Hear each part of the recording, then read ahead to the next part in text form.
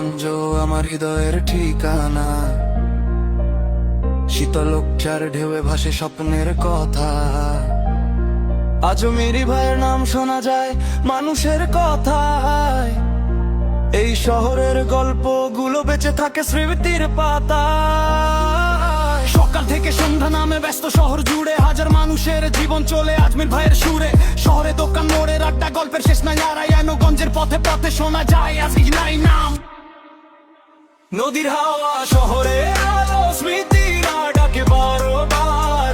এই শহরেই লেখা আছে অনেক মানুষের অধিকার। হাসি কান্না মিলিয়ে গড়া এ শহরের পরিবার। নারায়ণগঞ্জ আমার প্রাণ, আমার ভালোবাসা।